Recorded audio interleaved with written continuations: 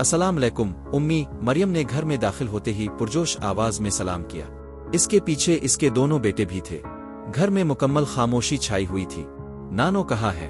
बच्चों ने मरियम से सवाल किया। उधर हूँ बेटा, मारिया बेगम ने किचन से बाहर आते हुए कहा। बच्चे लपक कर नानो से लिपट गए। मारिया बेगम ने बच्चों को खुद में समेट लिया और बारी बारी दोनों के माथे पर बोसा दिया। अरे हमारी बारी कब आएगी?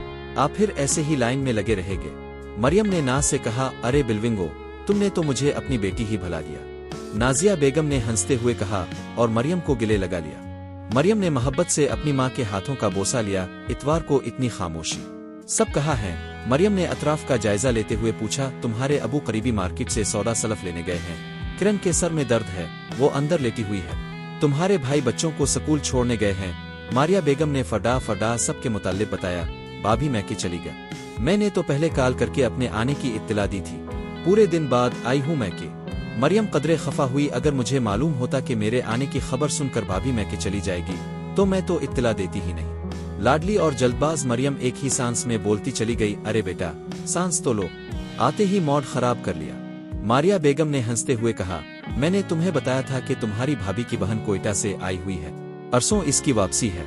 आज इतवार है, सब बहन भाई इकट्ठे होकर वक्त गुजार रहे हैं। बाकी तो इसी शहर में होते हैं। ये बहन कोयटा में रहती है। परवीन बेचारी रोज रोज तो नहीं आती। तुम्हारी भाभी तो कह रही थी कि आज मरियम आ रही है, मैं शाम को चली जाऊंगी। रात के खाने पर सब बहन भाइयों से मुलाकात हो जाएगी। मैंने बहू से कहा तुम चली जाओ, मरियम नाराज नहीं होगी। मेरी बेटी समझदार है, रिश्ते जोड़ना खूब जानती है। मारिया बेगम ने बेटी की बदगुमानी दूर करते हुए नरमी से समझाया और साथ ही मोहब्बत भरे अंदाज में थोड़ा मक्खन भी लगा दिया। वो तो मैं वाकई हूँ। सदा की जल्दबाज मरियम ने मुस्कुराते हुए कहा। अपना दाव चलता देखकर मारिया बेगम भी मतानत से मुस्कुरा दे। मारिया बेगम और फईद साहिब के 3 बच्चों में मरियम सबसे बड़ी थी। इसके बाद यासिर और फिर किरण का नंबर आता था। मरियम ना सिर्फ नन्हाल बल्कि ददियाल में भी पहली बच्ची होने की वजह से बहुत लाडली रही। सोने पे सुहागा, ससुराल में भी इकलौती बहू होने की वजह से इसे बड़ी अहमियत हासिल हुई। इसी वजह से बाज औकात इसमें खुद पसंदी आ जाती थी। दोपहर के खाने में मारिया बेगम और किरण ने बहुत एहतिमाम से खाना तैयार किया। चिकन बिरयानी, साथ में बच्चों की पसंदीदा रसमलाई, रायता और सलाद समेत कई लवाजमात, और मारिया बेगम के हाथ की नरम नरम छिलकों वाली रोटियां। सब ने खूब सेर होकर खाया। खाने के बाद बच्चे और किरण मोबाइल पर मसरूफ हो गए। फरीद साहिब कैलूले के लिए अपने कमरे में चले गए। मारिया बेगम बर्तन धोने के इरादे से बावर्ची खाने की तरफ बढ़ी तो मरियम ने उनका हाथ पकड़कर साथ बिठा लिया। अरे उम्मी, बैठे तो सही, बर्तन बाद में धुल जाएंगे, हम माँ बेटी कुछ गुपशप कर लेते हैं। मारिया बेगम खामोशी से बैठ गईं। उम्मी, आपको मालूम है इस दफा मेरी सास अपनी तीनों बेटियों, दामादों और नवासों के लिए गर्मियों के कपड़े भिजवा रही है, वो भी मशहूर लान बरांस के।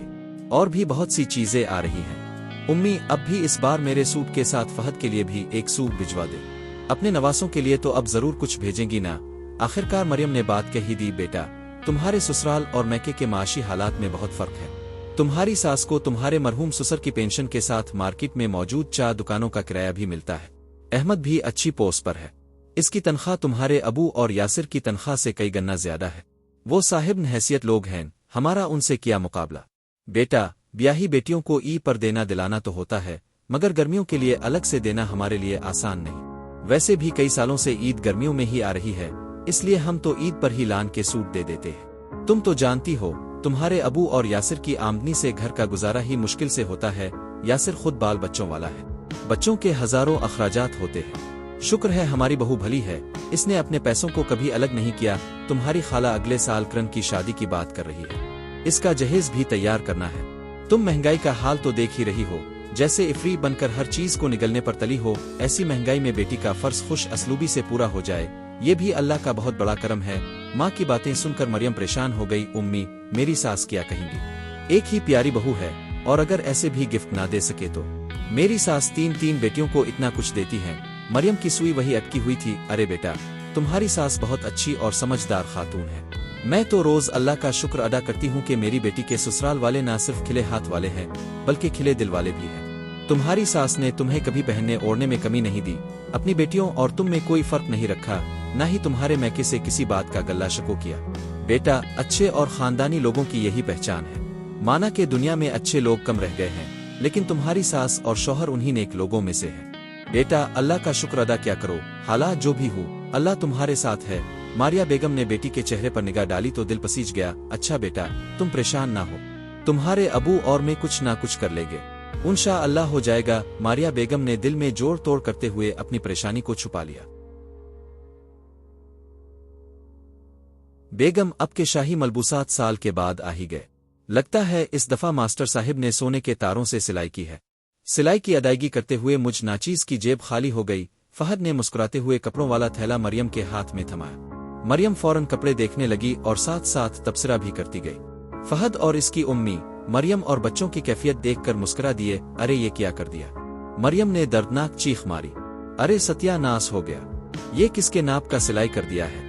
लगता है मास्टर साहिब अब सिट्टे आ गए हैं। मरियम ने स्टाइलिश सी गहरी सब्ज रंग की सूट को सास और शौहर के सामने फैलाया, जो इसके बाकी सूटों के सामने खासा छोटा और चुस्त लग रहा था। अरे अरे, ये तो काकी बाजी बड़ी नंद कौकब का लग रहा है, जो वैसे ही बहुत दुबली पुतली है। कमजोरी की वजह से कौकब से काकी बन गई है। वाकई बेटा, ऐसा ही लग रहा है। सास ने हंसी छुपाते हुए कहा, आंटी ये इतना प्यारा सूट था, मेरी उम्मी ने दिया है, डिजाइनर सूट। लगता है मास्टर साहिब वाकई बूढ़े हो गए हैं, आप ही के नाप का सी दिया है। हाँ बेटा, इस दिन तुम दोनों साथ ही तो गई थी मास्टर साहिब को कपड़े देने, उन्होंने कौकब का समझ के इसके नाप का सिलाई कर दिया होगा। बहू की सदमाती कैफियत देखकर सास ने तसल्ली देना जरूरी समझा, जबकि फहद मुस्कुराहट दबाते हुए वहां से रफू चक्कर हो गया, क्योंकि इसे इल्म था कि मास्टर साहिब पर निकालने वाला गुस्सा अब इसी गरीब पर निकलेगा। मेरी उम्मी ने मुझे इतना प्यारा सूट कितने अरमानों और मोहब्बत से दिया होगा, अगर जरा सा ढीला ढाला हो जाता तो दोबारा बनवा लेती, मगर ये तंग सूट अब किस काम का? मरियम ने अपने फरबा सरापे पर नजर दौड़ाते हुए अफसोस से सोचा। छुरीरा बदन रखने वाली मरियम अब 2 बच्चों और अच्छी खुराक के सबब भारी भरकम लगने लगी थी। जरूर उम्मी ने अपनी लाली बहू को दिखाया होगा, इसने नजर लगा दी होगी मेरे सूट को, हासिद नहीं तो और क्या, इसी की नजर बद ने मेरा सूट बर्बाद कर दिया। हाय, मेरी उम्मी ने कितनी मोहब्बत और अरमानों से खरीदा होगा, पता नहीं उम्मी और करन ने अपनी कितनी जरूरतों को पस पुश्त डालकर इस लाली की ख्वाहिश पूरी की होगी। कारीम कोई बतलाए कि हम बतलाए किया।